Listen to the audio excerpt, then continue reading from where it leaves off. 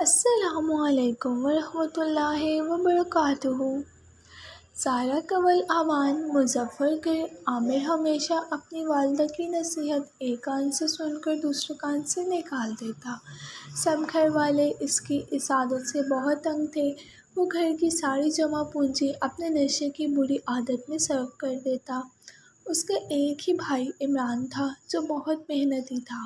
عامر کے والد 3 سال پہلے وفات پا گئے۔ ان کی وفات کے بعد عمران نے اپنی تعلیم ادھوری چھوڑ کر گھر کا قرض سنبھال لیا۔ وہ صبح سویرے کام کی تلاش میں گھر سے نکل جاتا اور شام کو واپس لوٹ آتا، لیکن عامر بری صحبت میں پڑ گیا اور اسے نشے کی لت پڑ گئی۔ اس کے گھر والوں نے اسے بہت سمجھایا لیکن اس کے کان پر جوں تک نہ رینگتی۔ اس کے دوست اسے اس کے گھر والوں کے خلاف ورگلاتے اور وہ ان کی باتوں میں آ جاتا۔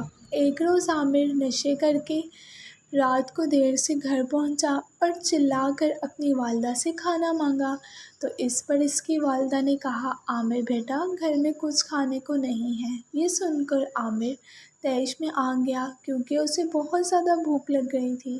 وہ چلا چلا کر اپنی والدہ کو برا بھلا کہنے لگا۔ عمران نے اسے روکا مگر اس نے کسی کی ایک نہ سنی۔ عمران نے اس کے منہ پر تھپڑ مارا۔ ان کی والدہ یہ سب دیکھ کر بلک بلک کر رو رہی تھی۔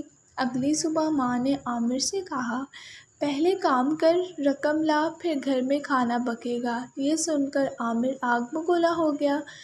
اس نے اپنی ماں کو دھکا دیا اور وہ باہر چلا گیا۔ جب وہ اپنے دوستوں کے پاس پہنچا تو اس کے پاس پیسے نہ ہونے کی وجہ سے اس کے دوست اس سے جھگڑا کرنے لگے اور اسے اتنا مارا کہ وہ زخمی ہو کر زمین پر گر پڑا۔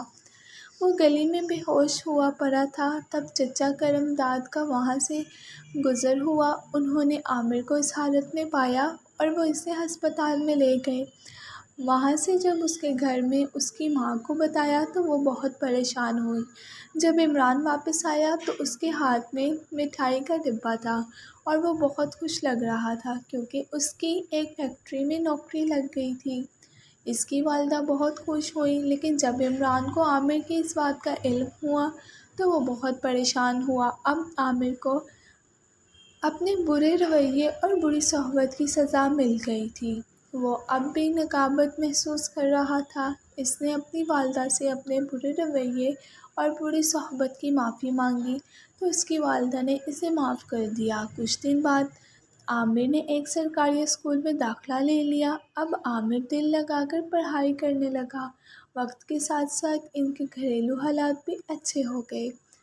مزید ویڈیوز کے لیے اور مزید سٹوریز کے لیے میرے چینل کو لائک اور سبسکرائب کرنا مت بھولیے گا اور بیل آئیکن کو بھی پریس کر دیں تاکہ آنے والی مزید ویڈیوز سے آپ کو اپڈیٹ مل سکے۔ اللہ حافظ۔